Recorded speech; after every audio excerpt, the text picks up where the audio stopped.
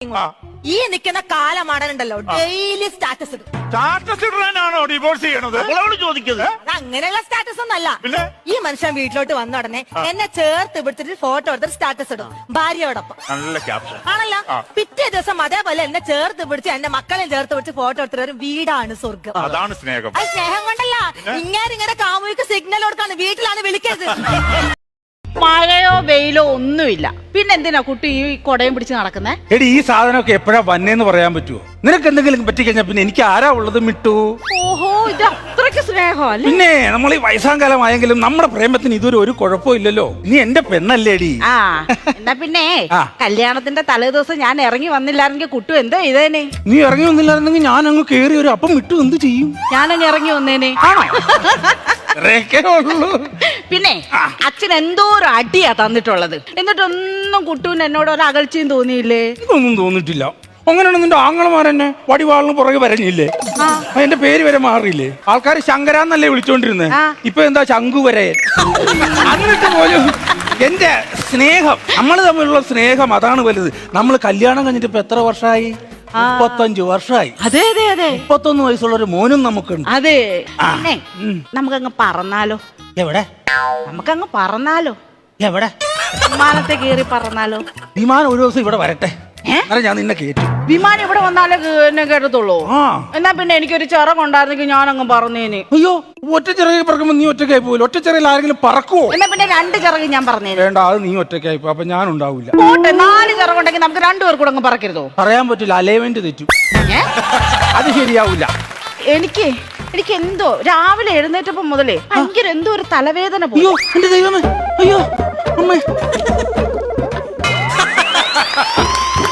എങ്ങനെയുണ്ട് തലവേദന? ഇപ്പൊ കുറച്ച് മാറ്റമുണ്ട്, പക്ഷെ മൂക്കടപ്പുണ്ട്.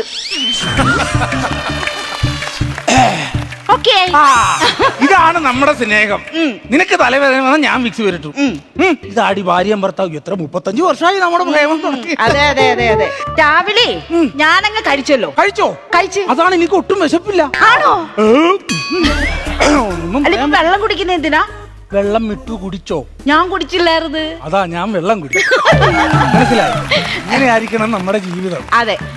നമുക്കേ സാറ്റ് കളിച്ചാലാ? സാറ്റ് കളിക്കാം.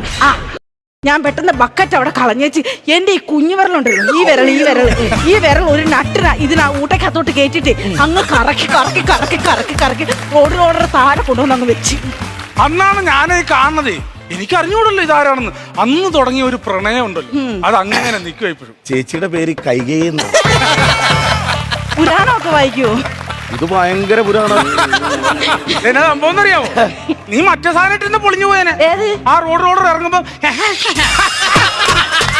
അതുകൂടെ ഇട്ട് ചീഞ്ഞ നാറിയ അങ്ങനെയുണ്ട്. ഇടക്ക് പറയുമ്പോ അതും കൂടെ പറയും. അത് ചില സ്ഥലത്തൊക്കെ. ഞാൻ ചോദിക്കണോണ്ടൊന്നും വിചാരിക്കരുത്. ഈ കല്യാണമൊക്കെ കഴിഞ്ഞ് കഴിഞ്ഞാൽ നിങ്ങൾ എങ്ങനെയാണ്? അതല്ലെന്ന്, ഹണിമൂണാണ് ഞാൻ ഉദ്ദേശിച്ചത്. ഹണിമൂണ് ഞങ്ങള് 6 മാസവും 1 ദിവസവും എടുക്കും. 3 ടൂർ പോകുന്നു. എന്റെ ചേട്ടാ, ഈ 6 മാസമൊക്കെ 3 പോകണം. ഒന്നാമത്തെ കാര്യം അവിടെ തണുപ്പ്, റൂമിലൊക്കെ ആണെങ്കിൽ ഭയങ്കര റെന്റ്. ഇത് എങ്ങനെ മുതലാക്കും നിങ്ങളിത്? 3 1 ദിവസമേ ഉള്ളൂ. ഞങ്ങൾ ഈ വണ്ടിയിലാ പോണതേ, അമ്മാവൻ വണ്ടിയിൽ. അതാണ് 3 മാസം അങ്ങോട്ടും 3 മാസം ഇങ്ങോട്ടും, 1 ദിവസം അവിടെ സ്റ്റേ. അങ്ങനെയാണ്. നന്നായി പണിയൊക്കെ നിർത്തുക. ഈ കഞ്ഞിപ്പുരയിലെ പണി, മറ്റേ ബ്രോക്കർ പണി ഒക്കെ കൂടെ നടക്കൂല. ഇത് ഇപ്പം തന്നെ മറ്റേ എന്റെ സ്കൂളത്തെ കണക്കിന്റെ മാഷില്ലേ, ബാറ്റ്മാനാ. എനിക്ക് അങ്ങനെ നോട്ടുണ്ടായിരുന്നു. അയ്യോ, പഞ്ചായത്തിലെ നോട്ടല്ലാത്ത ഏത് ചെക്കന്മാരടിയുള്ളത്? ഈ ചെക്കൻ പാവല്ലേ, പെണ്ണൊക്കെ കെട്ടിക്കോട്ടെ എന്ന് വിചാരിച്ചിട്ട് ഞാൻ ഇവനോടൊന്ന് ബയോഡേറ്റ് ചെയ്ത് തരാൻ വേണ്ടി പറഞ്ഞു. നോക്ക് വെണ്ടയ്ക്കാക്ഷരത്തില് സെപ്പറേറ്റ് ഇടുന്നു. ഒന്നുകിൽ ഓന്റെ കുഴപ്പം കൊണ്ട്, അല്ലെങ്കിൽ ഓളെ കുഴപ്പം കൊണ്ട് എന്തോ സംഭവിച്ചിരിക്കുന്നത്. എന്റെ ഫോണില്ല, മക്കളൊക്കെ ഫോണില്ല. സെപ്പറേറ്റഡ് അല്ല, സ്ക്രിപ്റ്റ് റൈറ്റർ. ഈ തിരക്കഥയ്ക്ക് എഴുതൂലേ, അതാ സാധനം. മലയാളത്തിൽ പറയണം നമുക്ക് മനസ്സിലാവുള്ളൂ. നമ്മള് പാവങ്ങളല്ലേ. ഞങ്ങളിവിടെ കഞ്ഞി ഉണ്ടായിക്കൊണ്ടിരിക്കുന്നത്, അല്ലാണ്ട് മറ്റേ കൾച്ചർ അല്ല ഇതിനകത്ത് വറുത്തോണ്ടിരിക്കുന്നത് കേട്ടോ, മനസ്സിലാക്കണം. വറുത്തൂടെ ഇതിനകത്ത് ഞാൻ വറ്റൽമുളക് വന്നിട്ടില്ലല്ലോ.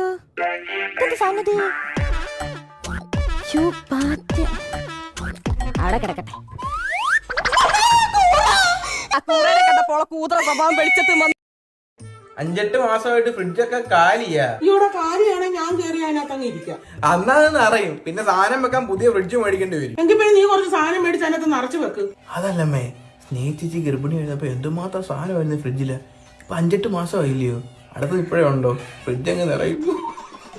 ഞാൻ സ്നേഹയോട് വിളിച്ച് ചോദിക്കാം അവിടെ, നിന്റെ വയറും കാലി നിന്റെ ഫ്രിഡ്ജും കാലി, അടുത്ത് ഇപ്പൊ ഉടനെ ഉണ്ടോന്ന് ഞാൻ ചോദിക്കാം. അമ്മ പിന്നെ നമ്മൾ എന്തിനാ 7-ാം മാസം 8-ാം മാസം വരെ ചേച്ചി അവിടെ നിർത്തുന്നേ?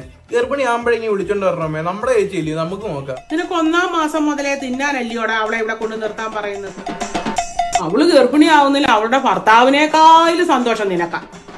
എനിക്ക് തന്നെ. കാരണം നിന്റെ വയറും നിറയും ഫ്രിഡ്ജും നിറയും. അമ്മ പറഞ്ഞോണ്ടെനിക്ക് അത് വിളിക്കാമേ, ചോദിച്ചേ. നിനക്ക് വിശക്കുമ്പോ അവള് ഗർഭിണി ആവാൻ പറ്റുമോടാ? പറ്റണം. അവളെന്റെ ചേച്ചിയാ, എനിക്ക് വേണ്ടി അവൾ അതെങ്കിലും ചെയ്തു തരണം. എന്താ? അയ്യോ,